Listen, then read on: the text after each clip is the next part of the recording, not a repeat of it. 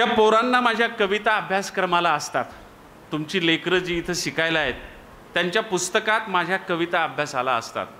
त्याच्यामुळं त्या लेकरांना मी फार आवडतो की आपल्या पुस्तकात कविता आहे, हा माणूस आपणाला शिकवायला आहे. पूर्वी बाप नावाची कविता होती. ती कविता अशीच प्रचंड लोकप्रिय होती. महाराष्ट्रातल्या 7 कोटी मुलांना ती कविता पाठ होती. पालकांपैकी तुम्ही काही जण कदाचित त्यावेळेस विद्यार्थी असाल. 30 वर्षापूर्वी ती कविता अभ्यासाला लावली होती आणि 21 वर्ष ती कविता अभ्यासाला होती.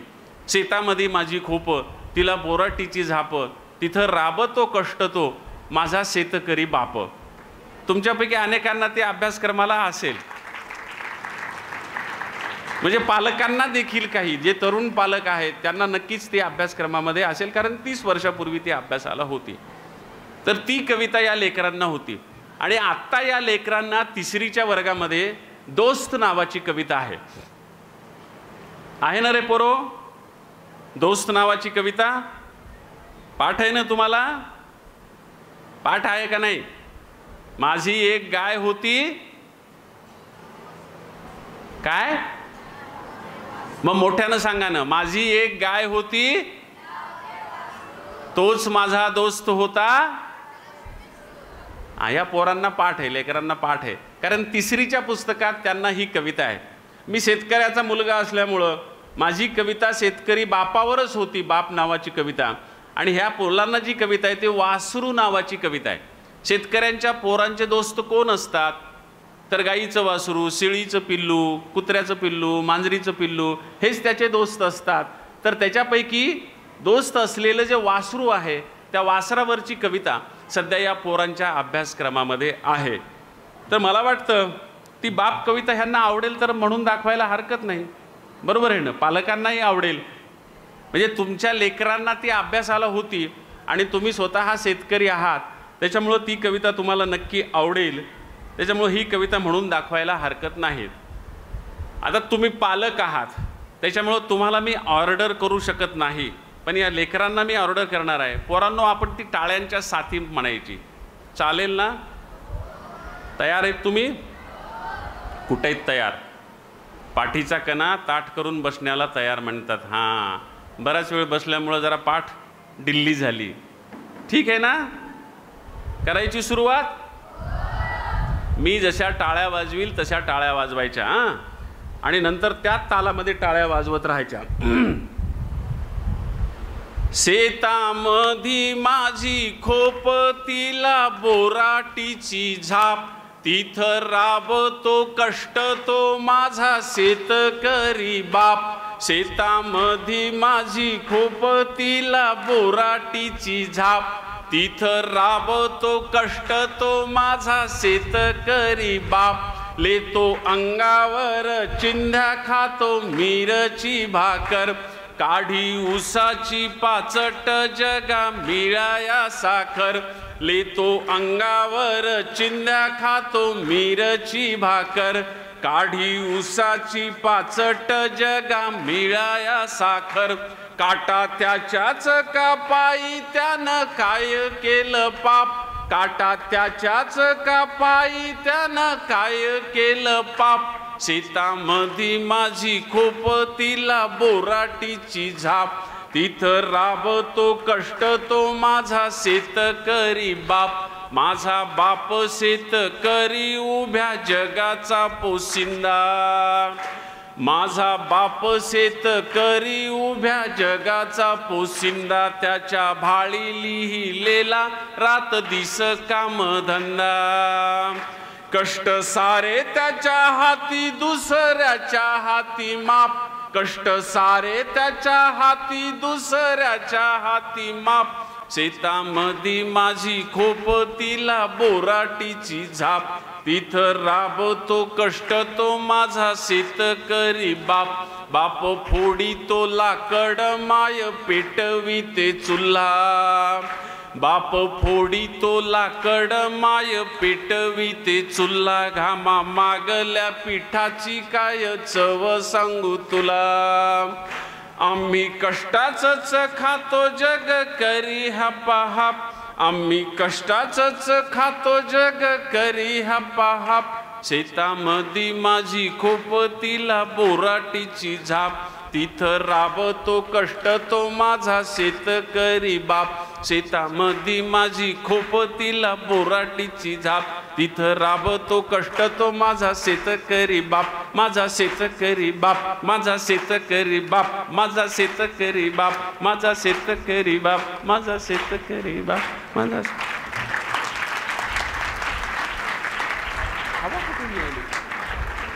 फॅन तर दोन बंद आहेत नाही असू दे असू दे असू दे असू दे छान खूप सुंदर टाळ्या वाजवल्या आणि तुमच्या पालकांनी देखील कदाचित त्यांना कविता आवडली असेल म्हणून टाळ्या वाजवल्या खूप आनंद वाटला कदाचित ते जे आहे ते माझ्याकडं नको थोडंसं बाजूला करा असं तिरपं करा म्हणजे तुम्हा सगळ्यांना त्याची हवा लागेल हे माझ्याकडं सगळे उडायले कपडे उडायलेत माझे हां तसं त्याची नाही हे फॅन लावू नका हे फॅन बंदच ठेवा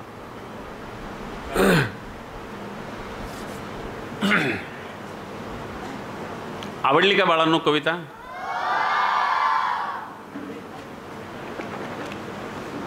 पुन्हा कविता म्हणायची कंटाळला नाहीत ना तुम्ही काट्या कुट्याचा तुडवीत रस्ता माझ्या बावाकडं चल माझ्या दोस्ता काट्या कुट्याचा तुडवीत रस्ता माझ्या गावाकडं चल माझ्या दोस्ता कशी उन्हात उन्हात तळतात माणसं कशी मातीत मातीत मळतात माणसं कशी उन्हात उन्हात तळतात माणसं कशी मातीत मातीत मळतात माणसं कशी खातात जीवाला खस्ता माझ्या गावाकडं चल माझ्या दोस्ता काट्या कोट्याचा तुडवीत रस्ता माझ्या गावाकडं चल माझ्या दोस्ता काळ्या बापाचं हिरवं रान काळ्या माईन पिकवलं सोनं काळ्या बापाचं हिरवं रान काळ्या माईन पिकवलं सोनं पण त्यांच्या घामाचा भाव लय सस्ता माझ्या गावाकडं चल माझ्या दोस्ता काट्या कुट्याचा तुडवीत रस्ता माझ्या गावाकडं चल माझ्या दोस्ता माझ्या गावाकडं चल माझ्या दोस्ता माझ्या गावाकडं चल माझ्या दोस्ता माझ्या गावाकडं चल माझ्या दोस्ता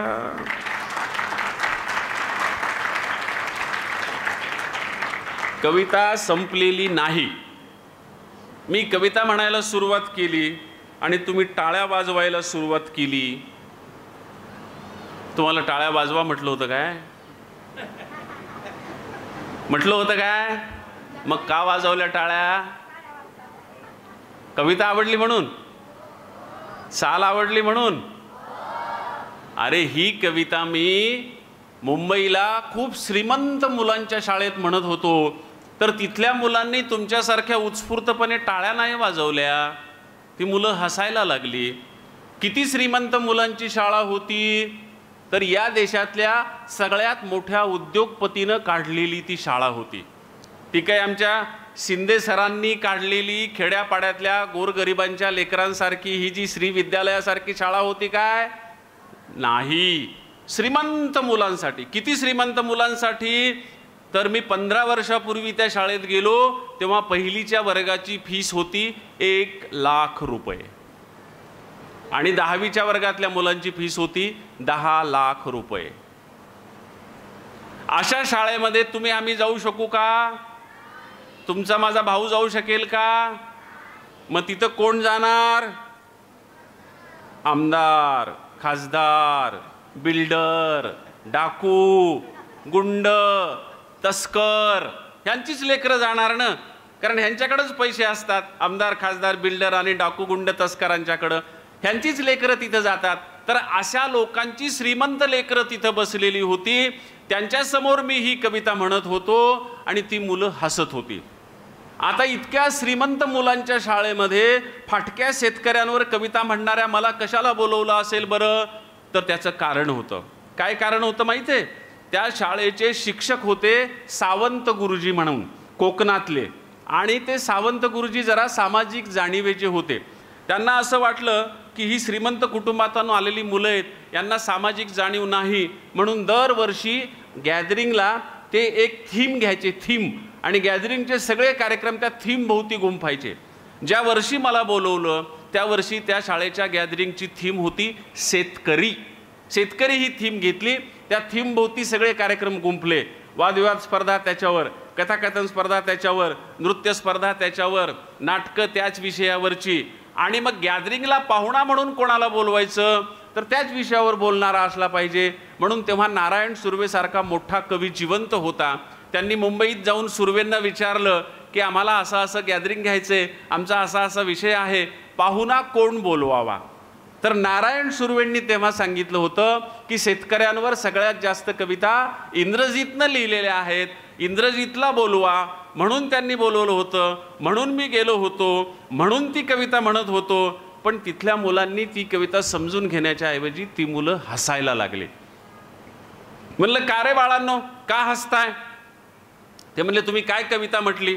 म्हटलं काळ्या बापाचं हिरवं रानं, काळ्या माईनं पिकवलं सोनं, त्यांच्या घामाचा भाव लई सस्ता, माझ्या गावाकडं चल माझ्या दोस्ता. ते म्हणले म्हणून तर आम्ही हसलो. म्हटलं काय झालं? म्हटले तुमचा बाप काळा आहे का? काळ्या बापाचं हिरवं रानं अशी ओळ होती ना, तुमचा बाप काळा आहे का? म्हटलं हो रे बाळा. पुढची ओळ होती काळ्या माईनं पिकवलं सोनं. म्हटले तुमची आई पण काळी आहे का? म्हटलं हो रे बाळा, माझी आई काळी आहे, माझा बाप काळा आहे, उन्हात राबतात, शेतात राबतात, त्याच्यामुळे त्यांचा रंग काळाच असतो. त्याला विचारलं तुझी आई कशी आहे? म्हणलं गोरी पाण आहे. चांगली गोष्टी आहे, आई गोरी असणं काय वाईट थोडंच आहे. वडील कसे आहेत? म्हणला आईपेक्षा गोरे पान आहेत. म्हटलं तुझा पालीसारखा पांढरा फटक रंग पाहून तुझ्या आईवडिलांच्या रंगाची मला कल्पना आली होती, पण तू हसलास का? म्हटलं मला काळ्या माणसाचं हसू येतं. म्हटलं का? म्हटलं कारण नाही सांगता येत. म्हटलं हसतोस, तुला तुझ्या हसण्याचं कारण सांगता येत नाही, पागल आहेस काय, वेडा आहेस काय? म्हटलं नाही हो सर. म्हटलं का हसतो? म्हणला सर नाही कारण सांगतायत, पण मला काळ्या माणसाचं हसू येतं. म्हटलं मॉडर्न इन्फॉर्मेशन टेक्नॉलॉजीचा विद्यार्थी आहेस, तुला काही प्रश्न विचारू का? म्हणाला विचारा. म्हटलं आपल्या देशाला गुलाम कुणी बनवलं होतं रे? म्हणाला इंग्रजांनी. माहीत आहे मला, आमच्या इतिहासाच्या पुस्तकात आहे ते. म्हटलं भगतसिंग राजगुरू सुखदेवांना फाशी कुणी दिली होती रे? म्हणाला इंग्रजांनीच दिली होती. म्हटलं महात्मा गांधी आणि लोकमान्य टिळकांना जेलात कुणी टाकलं होतं रे? म्हणाला इंग्रजांनीच टाकलं होतं, माहीत आहे मला ते. म्हटलं इंग्रजांना इतिहासामध्ये प्रतिशब्द काय होता? म्हणाला गोरे. म्हटलं तुझा बाप कसा आहे? तुझा बाप कसा आहे? म्हटला गोरा. म्हटलं इंग्रज गोरे? म्हणाला हो. म्हटलं तुझा बाप गोरा? म्हणाला हो. म्हटलं इंग्रज देशाचे कोण होते? म्हणाला शत्रू. म्हटलं तुझा बाप कोण आहे? इथं मंत्रालयात, सचिवालयात, ऑफिसमध्ये, एसी मध्ये बसून भ्रष्टाचार करून या देशाला फसवून तुझी लाखो रुपयाची फीस भरून तुला या शाळेत पाठवणारा तुझा बाप या देशाचा कोण आहे? त्याला मान्य करावं लागलं शत्रू. म्हटलं पुढचा प्रश्न. म्हणाला काय? म्हटलं शत्रूला हसाव का मित्राला हसाव? म्हणला प्रश्नच नाही, शत्रूलाच हसाव. म्हटलं मग तुझ्या बापालाच हस, हस तुझ्या बापाला. मग त्याचा चेहरा जरा गंभीर झाला. म्हटलं हस ना. म्हटलं असं कसं काय म्हणायले तुम्ही? माझ्या वडिलांची चेष्टा करायले तुम्ही. म्हटलं तू आधी माझ्या काळ्या शेतकरी बापाला हसलास, तेव्हा माझ्या बापाची चेष्टा झाली, हे तुझ्या लक्षात नाही आलं का रे? आणि तुला कुणी सांगितलं म्हणलं गोऱ्या रंगाचं महत्त्व? आमच्या गावाकडं ये, खेडेगावात गोऱ्या माणसाला काय म्हणतात ऐक. म्हणलं काय म्हणतात? म्हटलं चावडीवर 4 माणसं बसलेली असली आणि शहरातून एखादा गोरा पान माणूस येऊ लागला की माणसं म्हणतात काय गोरं दिसायले, एखाद्या बाळातीन बाईसारखं. तो म्हणला असं का म्हणतात? म्हटलं त्याला कारण आहे. म्हणाला काय? म्हटलं मी स्वतः पाहिलं. माझी आई जेव्हा माझ्या सगळ्यात लहान्या भावाला जन्म द्यायला बाळंतिणीच्या खोलीत गेली, तेव्हा माझी आई आतमध्ये जाताना काळी होती. बाळंतपणाच्या निमित्तानं 15-20 दिवस 3 आठवडे आई खोलीमध्ये बंद राहिली. तिला बाहेर येता आलं नाही, आम्हाला कुणी आत जाऊ दिलं नाही. 3 आठवड्यानंतर आई हातामध्ये बाळ घेऊन त्या खोलीतून बाहेर आली. आई गोरी पान, तिच्या हातातलं बाळ गोरं पान. आईनं आमच्याबरोबर शेतात काम करायला सुरुवात केली. 8 दिवसात आई काळी, तिच्या हातातलं बाळ काळं. तो म्हणला असं कसं काय होतं? म्हटलं तुला माहीत पाहिजे मॉडर्न इन्फॉर्मेशन टेक्नॉलॉजीच्या विद्यार्थ्याला की माणूस गोरा का होतो, काळा का होतो. म्हटला का होतो? म्हटलं मी तुला सुरुवातीला म्हणालो ना की तुझा पालीसारखा पांढरा फटक रंग पाहून तुझ्या आईवडिलांच्या रंगाची कल्पना आली, तेव्हाच तुला कळायला पाहिजे होतं. म्हटलं कसं काय? म्हटलं पाल कुठं असते? म्हणला घरात असते. म्हणलं घरात कुठं असते? म्हणला भिंतीवर किंवा छतावर असते. म्हटलं तिला ऊन लागतं काय? म्हणाला नाही. म्हटलं पाऊस लागतो काय? म्हणाला नाही. म्हटलं मातीचा स्पर्श होतो काय? म्हणाला नाही. म्हटलं वारं वावधान लागतं काय? म्हणाला नाही. म्हटलं ऊन वारा माती पाऊस ही काय आहेत रे? म्हणाला पंचतत्व आहेत. म्हटलं पंचतत्व म्हणजे काय? म्हणाला पंचतत्व म्हणजे ईश्वराची रूप. म्हटलं ह्या ईश्वराच्या रूपापासून दूर गेला की माणूस गोरा होतो, आणि ईश्वराच्या रूपाजवळ उन्हात आला मातीत आला की माणूस काळा होतो. त्याला म्हटलं तू आणखी काही प्रश्न विचारू का? म्हणला सर तुमच्या प्रश्नांची आता भीती वाटायली हो. म्हटलं नाही रे बाळा, सोपा प्रश्न आहे. म्हणाला काय? म्हटलं तुला आपल्या काही देवांची नावं माहीत आहेत का? म्हणाला हो. म्हटलं सांग बरं. म्हणाला राम आहे. म्हटलं बरोबर आहे. म्हणाला कृष्ण आहे. म्हटलं करेक्ट आहे. म्हणाला विठ्ठल आहे. म्हटलं परफेक्ट आहे. म्हणाला कसं काय विठ्ठल परफेक्ट? म्हणलं विठ्ठल परफेक्ट माझ्या बापासारखा आहे. रंगानं काळा आहे, वाणानं बुटका आहे, कमरेला धोतर आहे, अंगात बाराबंदी आहे, आणि एकादशीच्या दिवशी कमरेवर हात ठेवून माझ्या बापाची वाट पाहत तो उभा असतो. तो परफेक्ट माझ्या बापासारखा आहे. त्याला म्हटलं ज्या 3 देवांची नावं तू सांगितलीस त्या 3 देवांपैकी कोणता देव गोरा आहे? तर रामाचं वर्णन पुराणामध्ये घननीळ सावळा असं करण्यात आलेलं आहे. कृष्ण या शब्दाचा अर्थच काळा असा होतो. त्याचं नाव कृष्ण नाहीये, त्याचं नाव वासुदेव आहे. पण अंगणात तो आणि त्याचा भाऊ बळीराम दोघं खेळायचे. बळीराम गोरा होता, हा रंगानं काळा होता वासुदेव, आणि लाडानं आई त्यांना रंगावरून हाक मारायची. बळीरामाला बोलवताना म्हणायची ए गोऱ्या इकडे ये, आणि या वासुदेवला बोलवताना म्हणायची ए काळ्या इकडे ये. आणि तेव्हा संस्कृत भाषा होती. संस्कृत भाषेमध्ये काळ्या म्हणायचं असेल तर कृष्णा असं म्हणावं लागतं. कृष्ण या शब्दाचा अर्थच काळा असा होतो. त्याला आपण श्री लावलं. श्रीकृष्ण म्हणजे श्री काळ्या, बरोबर आहे. आणि त्याला म्हणलं ज्या देवाचं विठ्ठल तर परफेक्ट माझ्या बापासारखा आहे. त्याला म्हणलं ज्या देशात, ज्या धर्मात आणि ज्या संस्कृतीत राहतोस त्या देशाची, त्या धर्माची आणि त्या संस्कृतीची आराध्य दैवत काळी असताना आपण काळ्या रंगाला हसतो, म्हणजे आपल्या देशाला, आपल्या धर्माला आणि आपल्या संस्कृतीला हसतो. हे तुझ्या लक्षात नाही आलं का रे? म्हणाला सर नाही. म्हटलं आता आलं ना? म्हणाला हो. म्हटलं मग आता माझ्या काळ्या बापाला हसणार नाहीस ना? म्हणाला नाही. म्हटलं माझ्याबरोबर टाळ्या वाजवशील ना? म्हणाला हो. मग त्याच्या टाळ्यांसह ते कडवं पुन्हा म्हटलं, काळ्या बापाचं हिरवं रान, काळ्या बापाचं हिरवं रान, काळ्या माईनं पिकवलं सोनं, पण त्यांच्या घामाचा भाव लई सस्ता. माझ्या गावाकडं चल माझ्या दोस्ता, काट्या कुट्याचा तुडवीत रस्ता. माझ्या गावाकडं चल माझ्या दोस्ता, माझ्या गावाकडं चल माझ्या दोस्ता, माझ्या गावाकडं चल.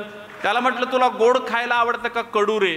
म्हटलं सर असा काय प्रश्न विचारायले, कुणाला कडू खायला आवडतं का? म्हटलं तुला गोड आवडतं ना? म्हणाला हो. म्हटलं गोड पदार्थ कशापासून तयार होतो? म्हटलं साखरेपासून. म्हटलं साखर कुठून येते? म्हणला डब्यातून. म्हणलं डब्यातून येत नाही, त्याच्या आधी ती दुकानात असते. म्हटलं माहीत आहे म्हणला. म्हटलं दुकानातून येत नाही, त्याच्या आधी ती सहकारी साखर कारखान्यात तयार होते. म्हटलं ते पण मला माहीत आहे. म्हटलं साखर कारखान्याच्या आधी ही साखर कुठं असते माहीत आहे का? म्हटलं कशी असेल, तिथंच तर तयार होते. म्हटलं नाही, साखर कारखान्याच्या आधी ही साखर माझ्या बापाच्या शेतात ऊस नावाच्या वनस्पतीच्या रूपात उभी असते. तिला तलवारीसारखी दोन्हीकडून 2 पानं असतात, त्याला पाचट म्हणतात. माझा बाप दारं धरायला, पाणी द्यायला, त्याला भिजवायला आत जातो, तेव्हा त्या पाचटीनं माझ्या बापाचं अंग कापतं, रक्त निघतं, जखमा होतात, पू होतो. माझा काळा बाप तिकडं शेतामध्ये अंगावर जखमा बाळगतो, तेव्हा तुझ्या गोऱ्या बापाला साखर खायला मिळते.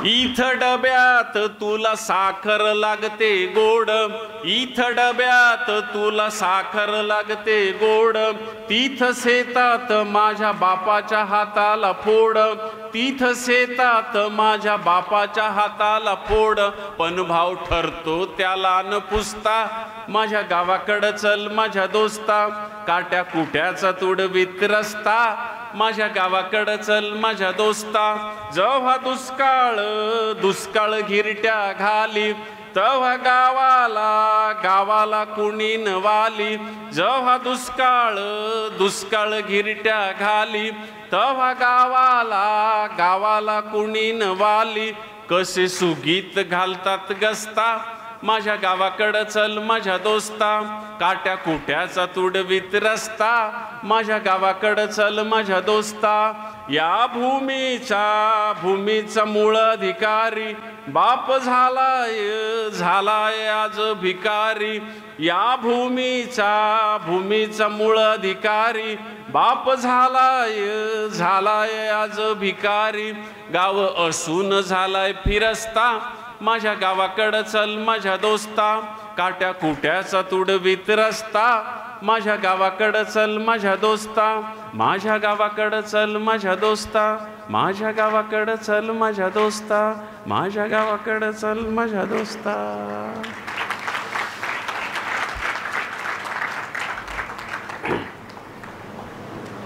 सरस्वती, मला याचा खूप आनंद वाटला की एवढ्या मोठ्या प्रमाणात महिला उपस्थित आहेत, पुरुषांपेक्षा महिलांची संख्या जास्त आहे, त्याचा मला खूप आनंद वाटला.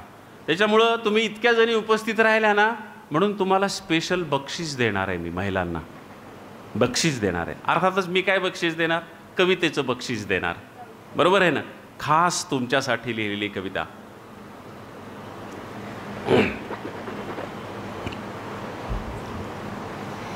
माय लेक नावाची कविता आहे. एक खेड्यातली माय आहे, तिला 4 लेकी आहेत. पहिली लेक चांगल्या घरी पडली, दुसरी लेक चांगल्या घरी पडली, तिसरी लेक चांगल्या घरी पडली, पण चौथी एक लेक चांगल्या घरी पडत नाही. आता पडली म्हणजे काय हे तुम्हाला सांगण्याची गरज नाही. पुण्या मुंबईला मी कविता म्हणतो तेव्हा लोक म्हणतात पडली म्हणजे काय. पडली म्हणजे दिल्या गेली, त्या घरात दिल्या गेली त्या अर्थानं. बाळांनो, आता ही कविता तुमच्या आईवडिलांसाठी आहे, तुम्हालाही आवडेल, बरोबर आहे ना. आधीच्या 2 कविता तुमच्यासाठी म्हटल्या, त्या त्यांच्यासाठीही होत्या. तशा आता 2 कविता त्यांच्यासाठी म्हणत आहे, त्या तुमच्यासाठीही पण आहेत. नाही समजल्या तर समजून घ्या, शांत बसा, चालेल ना. बोर होऊ नका, कारण तुमच्या आईवडिलांना फ्रेश करण्यासाठी मी ही कविता म्हणतो आहे, बरोबर आहे ना. हां, तर ती जी आई आहे, चांगल्या घरी न पडलेल्या लेकीत तिचा सगळा जीव आहे. तिला वाटतं की तिनं पुन्हा पुन्हा माहेराला यावं आणि माहेरचा पाहुणचार घेऊन जावा, म्हणून ती तिला निमंत्रण पाठवते. ही अर्धी कविता. आणि मग मुलगी उत्तर पाठवते माईला, ती अर्धी कविता. आता ही कविता मी महाराष्ट्रभर म्हणत असतो, भारतभर म्हणत असतो आणि जगभर पण म्हणत असतो. म्हणजे तुम्हाला 2 अनुभव सांगतो. एक अनुभव, जळगाव जिल्ह्यामध्ये सेंदुर्णी नावाचं एक गाव आहे, त्या गावामध्ये मी ही कविता म्हटली होती. ते सेंदुर्णी गाव म्हणजे आपल्या महाराष्ट्राच्या विधानसभेचे पहिले सभापती आचार्य गरुड यांचं गाव. त्यांचे चिरंजीव आमदार देशमुख सध्या राजकारणात आहेत. त्यांनी आपल्या वडिलांच्या नावानं एक आचार्य गरुड व्याख्यानमाला ठेवलेली आहे. त्या व्याख्यानमालेमध्ये मी गेलो होतो. तिथं अशाच भरपूर महिला पाहून मी ही कविता म्हटली. मी कविता म्हणायला सुरुवात केली, 1-2 कडवी मी म्हटली आणि समोरून एका बाईनं उंच आवाजात रडायला सुरुवात केली. आपल्या ग्रामीण भाषेमध्ये गवरणे म्हणतो ना, एकदम गौरायला सुरुवात केली त्या बाईनं. मी थांबलो कविता म्हणता म्हणता, म्हटलं काही दुःखद बातमी त्यांना समजली का काय, म्हणजे कशामुळं बाई रडत आहेत. सभा स्तब्ध झाली. त्यांना वाटलं बाई का बरं रडत आहे. जर कार्यक्रमाच्या अध्यक्ष जे देशमुख साहेब होते आमदार, ते उठले आणि त्या बाईजवळ गेले.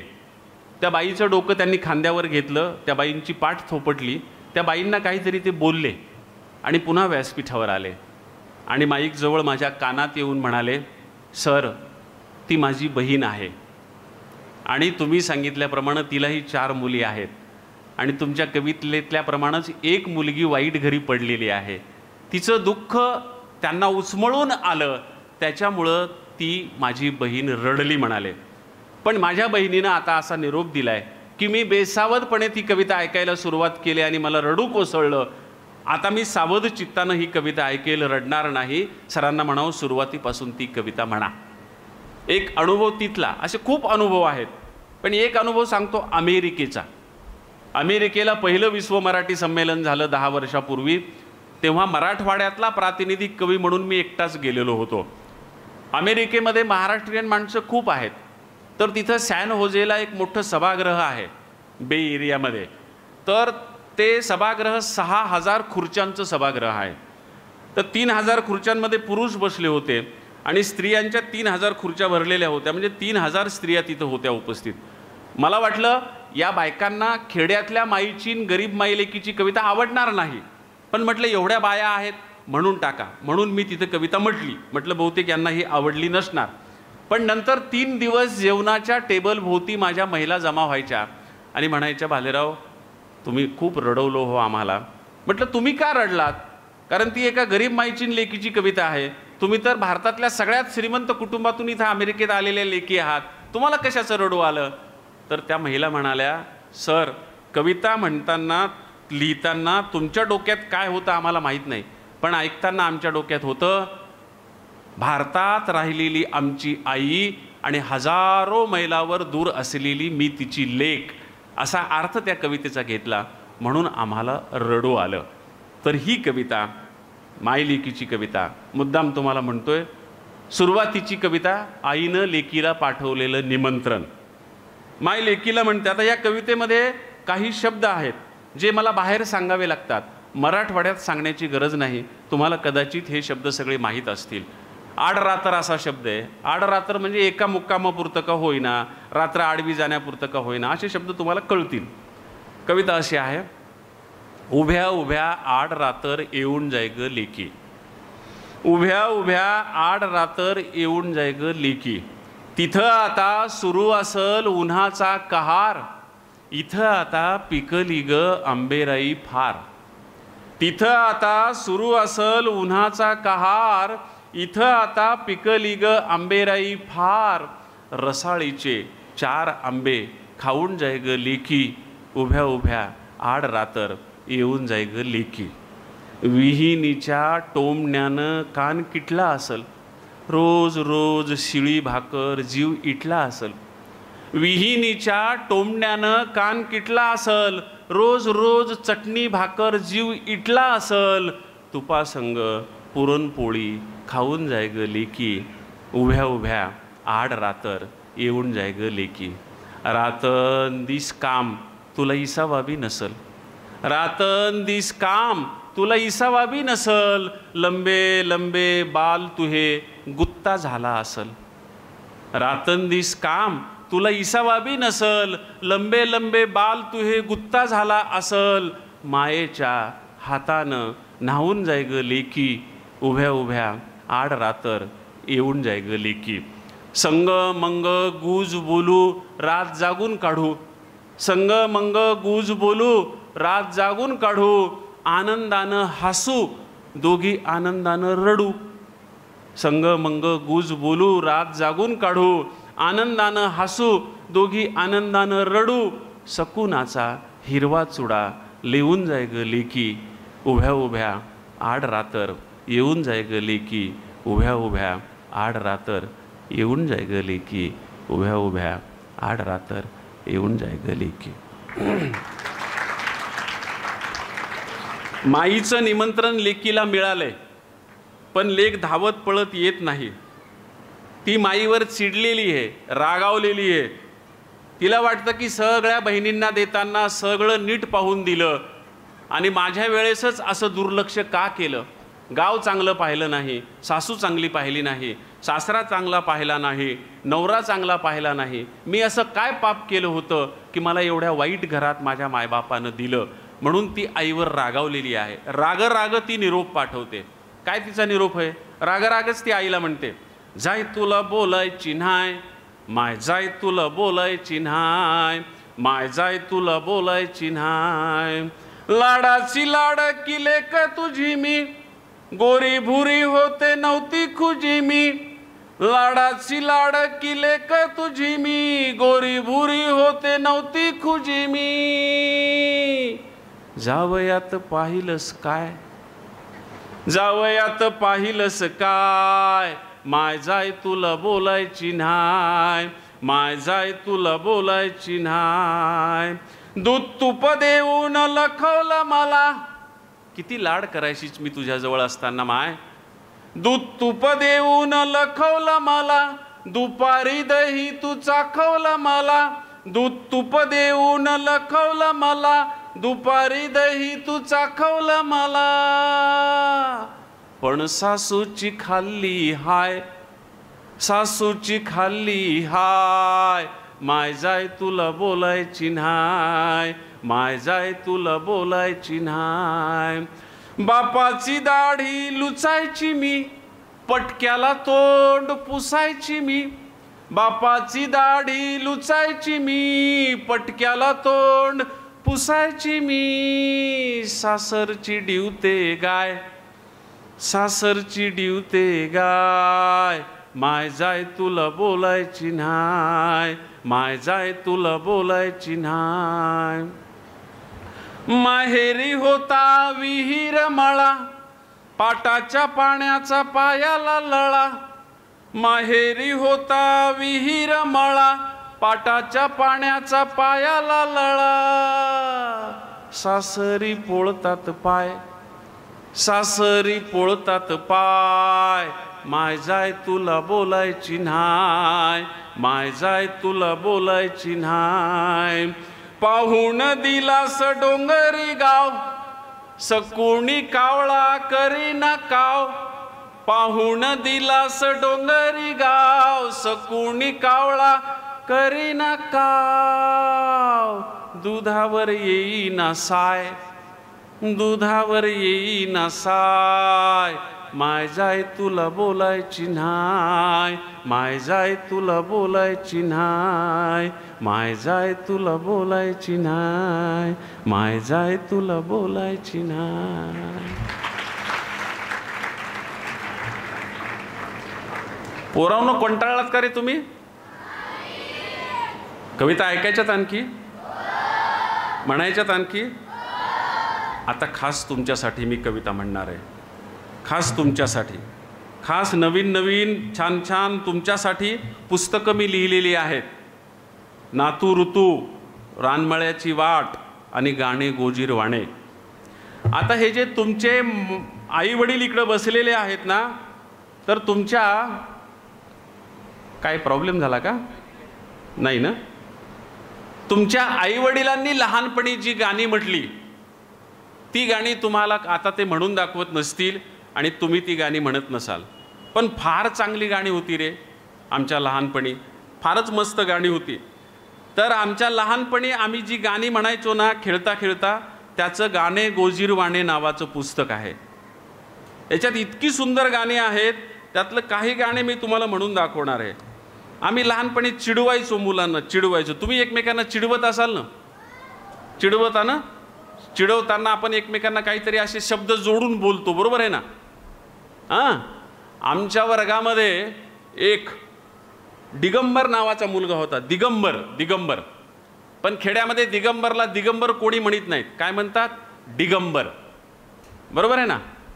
आणि दिगंबर सुद्धा म्हणत नाहीत, डिग्या. काय म्हणतात? डिग्या. तर आमचा असा एक डिग्या होता आमच्या वर्गात. आम्ही त्याला काय चिडवायचो माहित आहे? डिग डिग डिग डिग डिगोळी, डिग डिग डिग डिग डिगोळी, डिग्याची बायको खडोळी. खडोळी माहित आहे ना तुम्हाला? खडोळी म्हणजे खार, खार. बरोबर आहे ना? खडोळी म्हणजे खार. तर डिग डिग डिग डिग डिगोळी, डिग्याची बायको खडोळी. कारण ती खडोळी जी खार आहे ना, ती आमच्या शाळेत यायची, अशी सगळीकडे फिरायची, पत्र्यावर, त्या भिंतीवर. मग आम्ही त्याला म्हणलं, ही तुझी बायको आहे. त्या मुलाला चिडवताना डिग डिग डिग डिग डिगोळी, डिग्याची बायको खडोळी असं म्हणायचो. आमच्या वर्गात एक श्रीमंत मुलगा होता. तो घरून काहीतरी खिशात खाऊ आणायचा. पण त्या काळात खाऊ म्हणजे काय चॉकलेट फिकलेट नसायचे. मग काय खाऊ असायचा, शेंगदाणे भाजलेले किंवा गुळाचा खडा असं तो घेऊन यायचा. आणि आम्ही गरीब घरचे होतो, त्याच्यामुळे आमच्या घरी शेंगा नव्हत्या, आमच्या घरी गुळ नव्हता. तो खाऊ लागला की आमच्या तोंडाला पाणी सुटायचं. आपल्या तोंडाला पाणी सुटते ना कोणी खाऊ लागले की, आमच्या तोंडाला पाणी सुटायचं. आम्ही त्याला म्हणायचो, ए देणार आहे जरासक, ए देणार आहे जरासक. तो काय म्हणायचा माहिती आहे, हे भिकारी, हे भिकारी. कारण आम्ही मागायचो ना भिकारी. मग आम्ही त्याला काय म्हणायचो माहिती आहे, अबे आम्ही तुझ्या समोर हात करतो म्हणून आम्ही काय भिकारी होऊ का बे. मग त्याला आम्ही जशास तसं उत्तर द्यायचो. आमची गरिबीची अस्मिता जागी व्हायची. आम्ही त्याला म्हणायचो, आम्ही भिकारी नाही आहेत. हात पसरी हातारी आणि न देईना तो भिकारी. बरोबर आहे ना. हात पसरणारा भिकारी नसतो, तो हातारी असतो. पण असूनही जो दुसऱ्याला देत नाही तो भिकारी स्वभावाचा असतो. बरोबर आहे ना. हात पसरी हातारी न देईना तो भिकारी. अशा बऱ्याच गोष्टी याच्यामध्ये आहेत. तर ह्याच्यामध्ये अशी काही गाणी टाकलेली आहेत. तुमचे मायबाप म्हणत असतील पहा, दिन दिन दिवाळी गाय म्हशी ओवाळी, गाय म्हशी कोणाच्या लक्ष्मणाच्या, लक्ष्मण कोणाचा, आई बापाचा, देमाय खोबऱ्याची वाटी, वाघाच्या पाठीत घालीन काठी. बरोबर आहे ना. अशी गाणी या पुस्तकामध्ये, ये रे ये रे पावसा तुला देतो पैसा, पैसा झाला कोटा, पाऊस आला मोठा, पाऊस पडतो धुवांधार, रानं झाली हिरवीगार, अशाही काही कविता याच्यामध्ये आहेत. आर घोडी पार घोडी, तुंतुण्याचे तार तोडी, भानामती केगामती, सांगा आता बोट किती. असा खेळ खेळता का नाही तुम्ही. असे खूप चांगले गाणे. एकी मूठ डोका टोला, तिडी मिडी चवत नाल्या, बल्लू पाय श्रावण डोळा. म्हणजे ह्या इकडे बसलेल्या सगळ्या तुमच्या पालकांना, वडिलांना हे माहीत असेल. एकी मूठ डोका टोला, तिडी मिडी चवत नाल्या. इठ्ठू दांडू होता ना, इठ्ठू दांडू. ते इठ्ठू दांडू खेळताना ते विठीची मोजताना असायचं. दांडू मोजायचो ना आपण. ते मोजताना ते सात झाले की एक गोळा झाला. बरोबर आहे ना. तर त्याला काय म्हणायचे, पहिला गोळा टाकताना एकी मूठ, दुसरा डोका टोला, तिसरा तिडी मिडी, चौथा चवत नाल्या, पाचवा बल्लू पाय. बरोबर आहे ना. हे भाषा कोणती आहे रे. ही भाषा कोणती आहे. तुम्ही हे लहानपणी म्हणत होते विठी दांडू खेळताना. भाषा कोणती आहे. मराठी नाही. एकी मूठ डोका टोला काय शब्द आहेत. तिडी मिडी चवत नाल्या, मराठी भाषा नाहीये. ही भाषा कोणती आहे. ही भाषा तेलुगू भाषा आहे. तेलुगू. मग आपण लहानपणी तेलुगू भाषेतलं गाणं का म्हणत होतो. त्याचं कारण असं होतं, हा खेळ तेलंगणातून आपल्याकडे जे वडर लोक आले, वडार जमातीचे लोक आले, त्या वडार जमातीच्या लोकांनी तो खेळ महाराष्ट्रात आणला आणि त्यांचं पाहून आपले पोरं शिकले आणि त्यांचंच गाणं जशाला तसं आपण घेतलं. म्हणून हे तेलुगू भाषेतलं गाणं आहे, तेलंगी भाषेतलं गाणं आहे. मराठी गाणं त्या काळामध्ये बरीच गाणी अशी लहान मुलांची दुसऱ्या भाषेतली आपण घ्यायचो. अडगुलं मडगुलं, सोन्याचं कडगुलं, हे गाणं बाया हो तुम्ही म्हणायच्या. हे मराठी नाही आहे, हे कानडी आहे. तुमच्या जवळ आहे कन्नड प्रदेश, तिथलं हे गाणं आहे. अशी काही सुंदर सुंदर गाणी या गाणे गोजीरवाणे पुस्तकात मुद्दाम मी जमा केलेली आहेत. ही मी लिहिलेली नाही, ही आपण लहानपणी म्हणायचो. ही जमा केलेली आहेत, लोकगीतं आहेत. आणि रानमळ्याची वाट नावाच्या कविता संग्रहात मात्र मी लिहिलेल्या कविता आहेत. छान छान कविता आहेत. मी जसं म्हटलं ना, गावाकडं चल माझ्या दोस्ता वगैरे, अशा नव्या नव्या कविता आहेत, मजेशीर कविता आहेत. आणि तिसरा जो कविता संग्रह आहे नातू ऋतू नावाचा. नातू ऋतू. समोर बसलेले काही पालक, त्यांची मुलं नसतील, तुमचे नातवंड असतील ना इथं. बरोबर आहे ना. नातू आहे तिथं. बरोबर आहे ना. मला सुद्धा नातू झाला. मला सुद्धा नातू झाला. आजोबा तुमचं वय काय. तुमचं वय काय. किती. 82. माझं वय 65 वर्ष आहे. 65 वर्ष. 60 आणि 5 वर्ष. त्याच्यामुळे मला नातू झाला. मला नातू झाल्यावर काय झालं माहिती आहे का, की आता आपल्या सगळ्यांनाच नातू होतो. पण माझ्या घरात नातू आला त्याला कवी आजोबा मिळाला, बरोबर आहे ना. त्याच्यामुळं माझ्या नातवाची प्रत्येक हालचाल मी कवितेमध्ये लिहून ठेवलेली आहे. फार मस्त कविता आहेत त्या नातवाच्या. फेसबुकवर मी ह्या कविता टाकायचो आणि त्या इतक्या प्रचंड व्हायरल व्हायच्या की राज ठाकरे सुद्धा त्या कविता शेअर करायचे. राज ठाकरे, माझे काही त्यांचा परिचय नाही. मग मी शोध घेतला की हा माणूस आपल्या कविता का शेअर करतो. तर नंतर मला समजलं की त्यांचाही नातू माझ्या नातवा एवढाच आहे आणि त्या नातवाशी त्या कविता ते रिलेट करतात, म्हणून त्या कविता ते शेअर करतात. ते एक उदाहरण सांगितलं. असं अनेक लोक त्या कविता शेअर करायचे. मूल कसं वाढत वाढत वाढत जातं प्रत्येक टप्प्यावर. त्याला पहिल्यांदा दात फुटतात तेव्हा, ते पहिल्यांदा हसतं तेव्हा, ते पहिलं पाऊल टाकतं तेव्हा, अशा खूप गोष्टी. एकदा तर लय मजा आली पोरांनो. याच्यामध्ये एक भोंगळा नावाची कविता आहे. काय कवितेचं नाव? भोंगळा, बरोबर आहे ना. एक दिवस माझ्या सुनबाईनं माझ्या नातवाला अंघोळ घातली आणि तिला काहीतरी काम होतं. त्याला फक्त अंगावर त्याचं पाणी पुसलं आणि मी लिहित बसलो होतो तर माझ्यासमोर माझ्या टेबलवर आणून ठेवलं. नातवाला माझ्या टेबलवर आणून ठेवलं आणि ते कपडे न घातलेलं लहानसं लेकरू 5-6 महिन्याचं, ते इतकं छान दिसू लागलं. अरे म्हणलं हे कपडे घातल्यावर इतकं चांगलं दिसत नाही, त्याच्यामुळे ह्याचे आपण काही फोटो काढून ठेवू.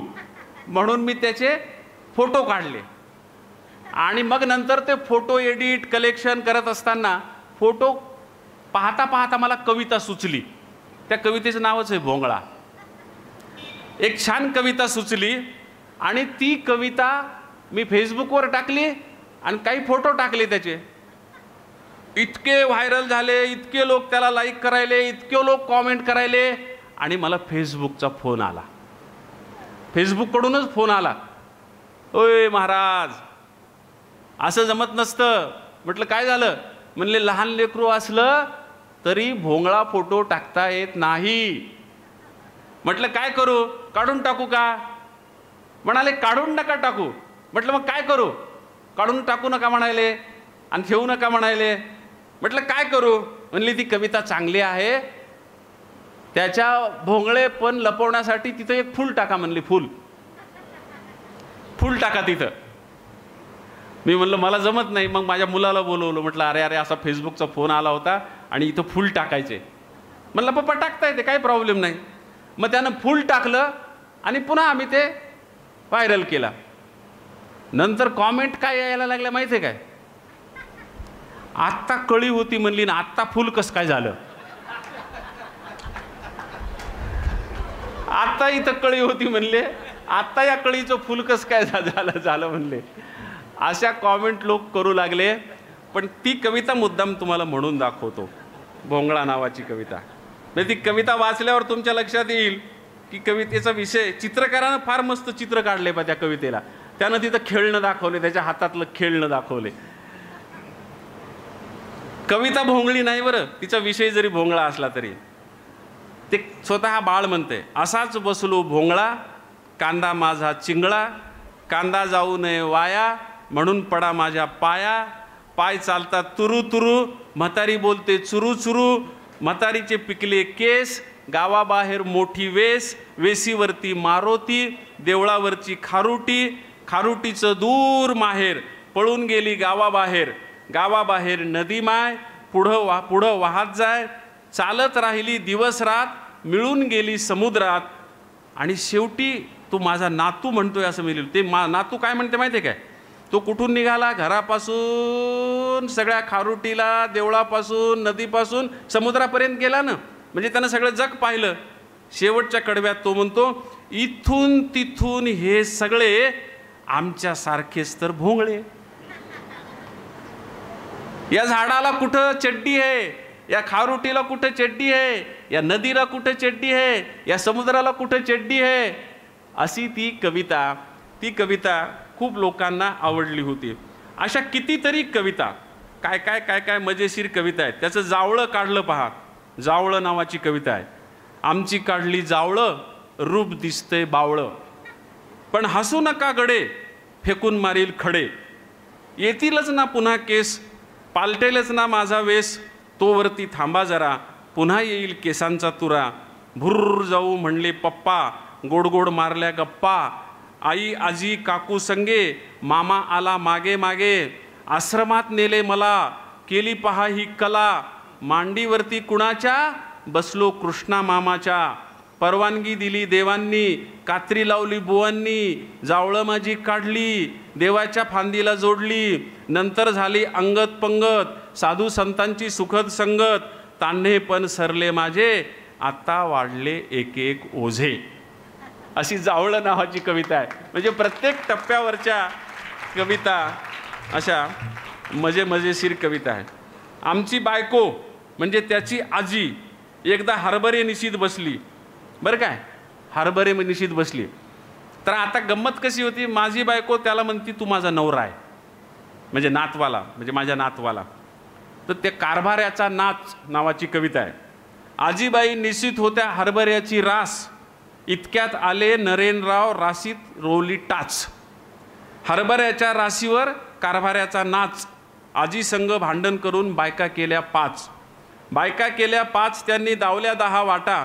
आजीजवळ येऊन म्हणतात व्यवहार झाला खोटा, मला आता पदरात घे तूच माझी बायको, इथून पुढं जे जे सांगशील ते ते सगळं ऐकतो. आजीनं मग कुशीत घेतलं, नरेन आला खुशीत, दोघं मिळून बसले पुन्हा हरभरे निशीत. अशी क्षणोक्षणी पावला पावलाला कविता जन्माला येऊ लागली. त्याच्या कुत्र्याच्या पिल्ल्यावरची कविता आहे, शेळीच्या पिल्ल्यावरची कविता आहे, मावस भावावरची कविता आहे. चाऊ म्याऊ आम्ही दोघं मावस भाऊ, रोज एका ताटात जेवू, एका ग्लासानं पाणी पिऊ, जमा होतील चिवू खाऊ, एक एक घास त्यांना देऊ, संगमंग रानात जाऊ, रानामधली मजा पाहू, हसू खेळू नदीत पोहू, एका सुरात गाणं गाऊ, दोघं मिळून शाळेत जाऊ, आनंदानं शिक्षण घेऊ, वाचत राहू लिहित राहू, देश आपला पुढं नेऊ, देश आपला पुढं नेऊ. अशी मावस भावावरची कविता आहे. एक खेकडा भजे नावाची कविता आहे.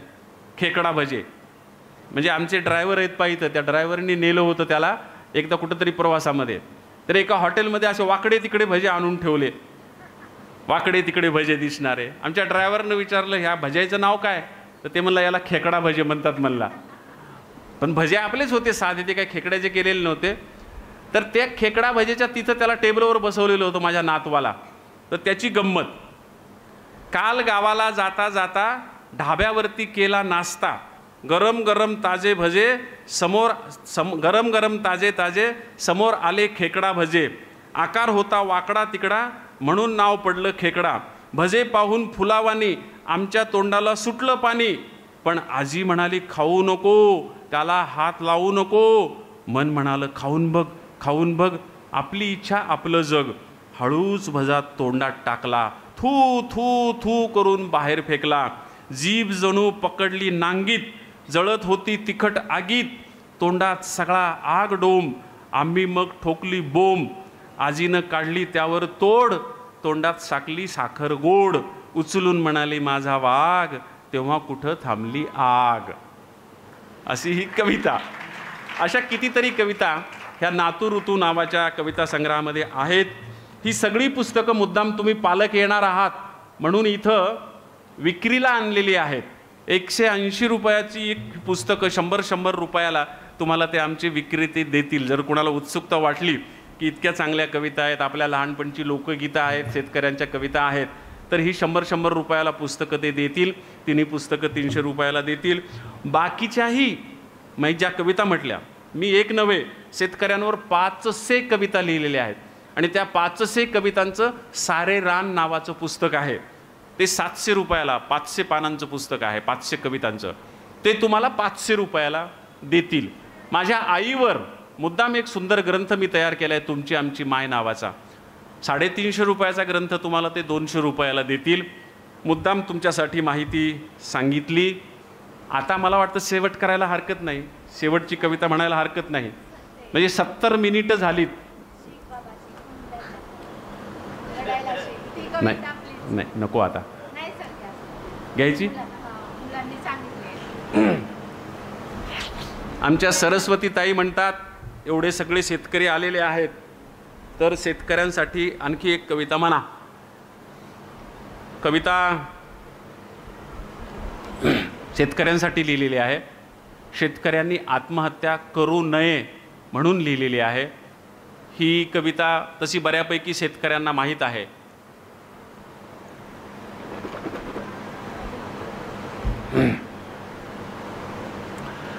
पंचवीस वर्षापूर्वी मला शरद जोशी म्हणाले, इंद्रजीत, आम्ही एवढी शेतकऱ्यांची चळवळ केली आणि आता शेतकरी आत्महत्या करत आहेत, तर शेतकऱ्यांनी आत्महत्या करू नये म्हणून आम्हाला असा ताकदवान शब्द द्या। तर त्यांच्यासाठी लिहिलेली कविता।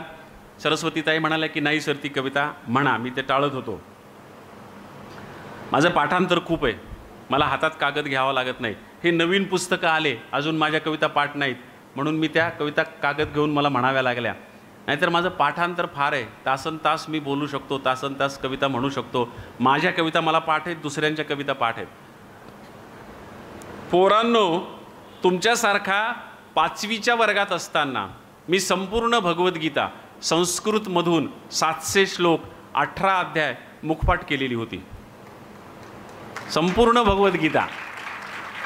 धर्मक्षत्रे कुरुक्षत्रे समवेत युयुत्सव मामका पांडवाश्चैव किम कुर्वत संजय पासून ते यत्र योगेश्वर कृष्णो यत्र पार्थो धनुर्धर तत्र श्री विजयो भूतीर ध्रुवा नीतीर मतीर मम पर्यंत संपूर्ण भगवद्गीता मला पाठ होती। मी 6वीच्या वर्गात असताना मला चक्रधर स्वामींचा संपूर्ण सूत्रपाठ पाठ होता। 7वीच्या वर्गात असताना मला बहिणाबाई चौधरीच्या संपूर्ण कविता पाठ होत्या। 8वीच्या वर्गात असताना मला जात्यावरच्या 2000 ओव्या पाठ होत्या आणि मॅट्रिकच्या वर्गात असताना मला पहिलीपासून मॅट्रिकच्या सगळ्या कविता पाठ होत्या। त्याच्यामुळे पाठांतर खूप आहे। तुम्हाला उदाहरण म्हणून मुद्दाम सांगितलं। तर ही जी शेतकऱ्यांनी आत्महत्या करू नये म्हणून शरद जोशींनी माझ्याकडून लिहून घेतलेली जी कविता आहे ती कविता मी म्हणतो। आता या कवितेला तुम्ही सुद्धा टाळ्या वाजवायला हरकत नाही, अर्थात मी सांगील तशा। पोरांनो, तुम्ही पण साथ द्यायची, चालेल? सीख बाबा सीख, लढायला सीख, कुणब्याच्या पोरा आता लढायला सीख। सीख बाबा सीख, लढायला सीख, कुणब्याच्या पोरा आता लढायला सीख। लाजरेपणा बुजरेपणा बाजारात इक, लाजरेपणा बुजरेपणा बाजारात इक। घाऊ नको फाशी बाबा, खाऊ नको इक, आता लढायला सीख। माग माग नको पुढं सरायला सीख, माग माग नको पुढं सरायला सीख। आत्महत्या नको हत्या करायला सीख बाबा, लढायला सीख। सीख बाबा सीख, लढायला सीख, कुणब्याच्या पोरा आता लढायला सीख, कुणब्याच्या पोरा आता लढायला सीख। कोट्यावधी कर्ज घेती दलालांची पोरं, कोट्यावधी कर्ज घेती दलालांची पोरं, बुडविती त्याचा कधी करीती ना घोर बाबा, बुडवायला सीख। सीख बाबा सीख, बुडवायला सीख, घेतलेली कर्ज सारी बुडवायला सीख बाबा, लढायला सीख। सीख बाबा सीख, लढायला सीख, कुणब्याच्या पोरा आता लढायला सीख, कुणब्याच्या पोरा आता लढायला सीख। उंटाहून शेळ्या हाकी सरकार शहान, उंटाहून शेळ्या हाकी सरकार शहान, त्याच्यामुळे जीव तुझा पडाला गहाण बाबा, पाडायला सीख। सीख बाबा सीख, पाडायला सीख, निवडून दिलं त्याला पाडायला सीख बाबा, लढायला सीख। सीख बाबा सीख, लढायला सीख, कुणब्याच्या पोरा आता लढायला सीख, कुणब्याच्या पोरा आता लढायला सीख। जातील हे दिस आणि होईलही ठीक, जातील हे दिस आणि होईलही ठीक, उद्या तुझ्या शेतामध्ये उधाणेल पीक बाबा, जगायला सीख। सीख बाबा सीख, जगायला सीख, मरू नको बाबा आता मारायला सीख। घेतलेली कर्ज बुडवायला सीख, निवडून दिलं त्याला पाडायला सीख। सीख बाबा सीख, लढायला सीख, कुणब्याच्या पोरा आता लढायला सीख, कुणब्याच्या पोरा आता लढायला सीख, कुणब्याच्या पोरा आता लढायला सीख, कुणब्याच्या पोरा आता लढायला सीख, कुणब्याच्या पोरा आता लढायला सीख, कुणब्याच्या।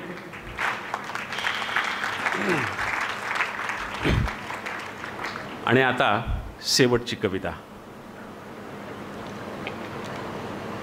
ही कविता म्हणजे माझ्या आईनं मला सांगितलेली माझ्या जन्माची कहाणी आहे।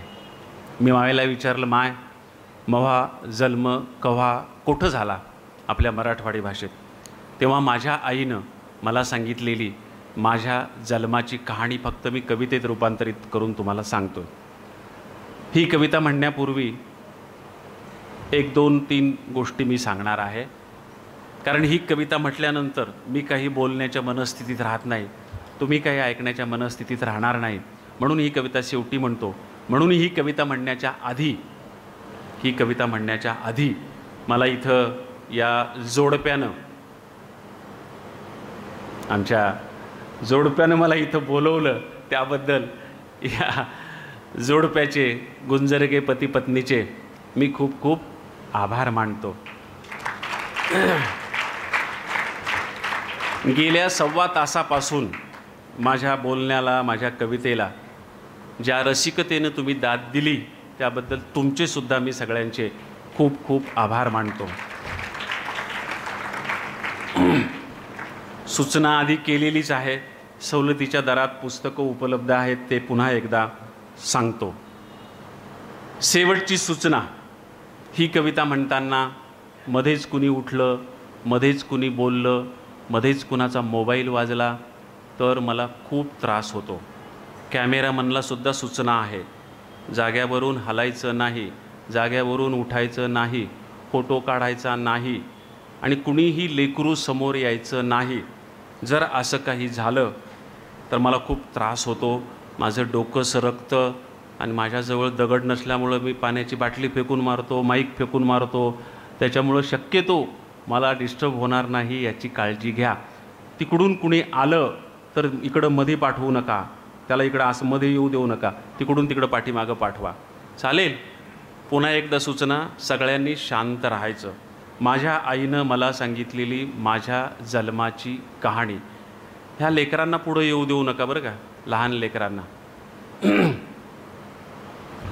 दो जीवाची मायमही गेली दूरच्या शेताला, पोटा पाण्याच्या वढीनं जीव कामात गुतला. दो जीवाची मायमही गेली दूरच्या शेताला, पोटा पाण्याच्या वढीनं जीव कामात गुतला. वटी आलेल्या वटीव धुडक्याची एक वटी, एकीमधी गर्भ तान्हा एक कापसाच्या साठी. वटी आलेल्या वटीव धुडक्याची एक वटी, एकीमधी गर्भ तान्हा एक कापसाच्या साठी. बोंड बोंड एचतानी झाली दुपार इखाली, माये गेली सावलीला झोपाळल्या तुरी खाली. आसपासच्या रानात नाही माणसाचा थारा, चिडी चिप्प पाखराची भर उन्हाचा पहारा. घास कुटका खाऊन जरा टेकविली पाठ, आल्या एकाएकी कळा हात पाय झाले ताठ. घामा घूम झाली माय कावरली बावरली, रेटा देऊन हाताला कशी बसी सावरली. सावरता सावरता कळ उठली जोरात, आड रानात हारण थर कापली उरात. पुढी काय झालं त्याचं माईला नव्हतं भान, जणू पडलंय पाखरू बिन वारशी उतान. आली सुदीवर तव्हा कुस रिकामी झालेली, मातीवर वल्ला गोळा माती तोंडात गेलेली. आसपासच्या रानात नाही माणसाचा थारा, चिडी चिप्प पाखराची भर उन्हाचा पहारा. घास कुटका खाऊन जरा टेकविली पाठ, आल्या एकाएकी कळा हात पाय झाले ताठ. घामाघूम झाली माय कावरली बावरली, रेटा देऊन हाताला कशी बसी सावरली. सावरता सावरता कळ उठली जोरात, आड रानात हारण थर कापली उरात. पुढी काय झालं त्याचं माईला नव्हतं भान, जणू पडलंय पाखरू बिन वारशी उतान.